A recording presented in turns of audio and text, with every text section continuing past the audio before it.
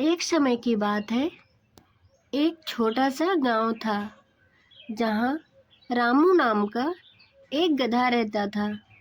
रामू बहुत मेहनती था, लेकिन गांव वाले उसे अक्सर बेवकूफ़ समझकर चिढ़ाते थे। उन्हें लगता था कि गधा कभी समझदार नहीं हो सकता। रामू का मालिक हरिया एक किसान था। वह रामू से बहुत प्यार करता था। हरिया हर रोज रामू को खेत में काम करवाता, लेकिन बदले में उसे अच्छा खाना और आराम देता। एक दिन गांव में सुनाई दिया कि जंगल में एक बाघ घूम रहा है। सभी लोग डर गए और घरों में छिप गए। उसी दिन हरिया की बेटी गुड़िया खेलते खेलते जंगल में चली गई। तभी वह गुड़िया रास्ता भटक गई।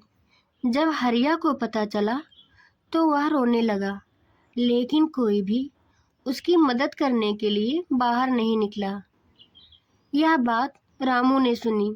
बिना सोचे समझे वह जंगल की ओर दौड़ पड़ा। रास्ते में उसे गुड़िया के रोने की आवाज़ सुनाई दी। वह उसके पास पहुंचा और उससे बोला, बेटा, तुम चिंता मत करो, आओ मेरे पीठ पर बैठ जाओ। और गुड़िया को अपने पीठ पर बैठा लिया। तभी बाघ के गर्जना की आवाज़ सुनाई दी। रामू को तो डर लगा, लेकिन उसने हिम्मत नहीं हारी। उसने जोर जोर से ढेंचू ढेंचू करने लगा। उसकी आवाज़ सुनकर बाघ घबरा गया, क्योंकि उसे लगा कि शायद कोई जंगल में बड़ा जानवर आ गया है।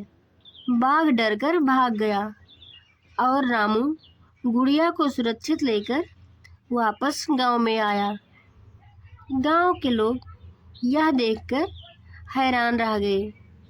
आज पहली बार उसने समझदारी की काम की है। सबने सोचा गधा सिर्फ ताकतवर ही नहीं बल्कि बहादुर और समझदार भी होता है। उस दिन से किसी ने भी रामू को बेवकूफ़ नहीं समझा।